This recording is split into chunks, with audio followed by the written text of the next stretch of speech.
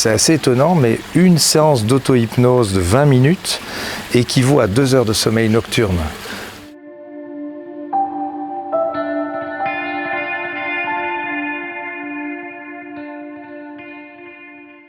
L'état hypnotique lui-même est un état d'hyper-éveil, mais très très focalisé. C'est pour ça qu'on a l'impression que la personne dort, c'est qu'elle est tellement concentrée sur une idée, sur un processus psychosomatique par exemple, puisqu'on peut traiter des problèmes d'allergie, des problèmes de dysfonctionnement du côlon irritable par exemple, digestif ou pulmonaire, etc.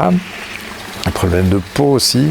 Et dans cet état hyper concentré, c'est vrai que la personne est tellement focalisée sur un fonctionnement intérieur qu'on a l'impression qu'elle dort, mais en fait non, elle est hyper éveillée. Les personnes qui sont en état d'hypnose sont beaucoup plus créatives en état hypnotique que hors état hypnotique. Et donc très souvent on a des patients qui trouvent des solutions sans même qu'on les ait suggérées. Donc, alors il y a les formations pour les médecins, les psychologues, pour les professionnels de la santé en 3 à 4 années si on veut devenir expert, et puis des formations à l'auto-hypnose.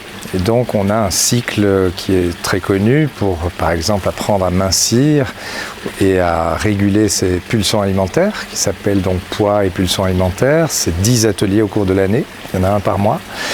Il y a un cycle court qui s'appelle Régime Plaisir et qui permet d'apprendre justement à mincir en redécouvrant le plaisir de manger et du coup en redécouvrant la satiété, qui permet justement de réguler très naturellement le poids.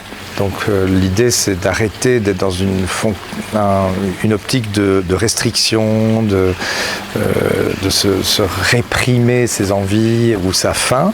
Au contraire, on va effectivement augmenter la qualité du plaisir, donc on va faire de l'auto-hypnose positive pour que la personne se rende compte qu'à un moment donné, le plaisir diminue tellement qu'il n'a plus vraiment de raison de manger. Alors le plus constant, ce sont les traitements pour les dépendances, tabac et cannabis, où là, il y a une séance individuelle et puis 5 séances de groupe. Et 80% des gens, 1 an après, ont réussi en 6 séances. Donc là, on a des statistiques. Et au bout d'ailleurs de 6 séances, 95% des fumeurs ont arrêté de fumer. Donc là, on sait pourquoi, parce que c'est vraiment programmé, parce que c'est un trouble qui est quand même très facile à circonscrire. Maintenant, pour les phobies, on a parfois des phobies qui se traitent en 2 séances, parce qu'on ne fait jamais d'hypnose à la première séance, donc il faut vraiment analyser comment le patient fait de l'auto-hypnose négative pour savoir comment on va lui apprendre l'auto-hypnose positive qui va annuler l'effet de l'auto-hypnose négative. On a en général 4 séances pour s'acclimater à l'hypnose, à son rythme. Et du coup, en général, les gens, à la 4e séance, découvrent vraiment ce que c'est que l'hypnose. Et s'ils pensent qu'un traitement individuel va être utile pour eux, à ce moment-là, ils font la démarche.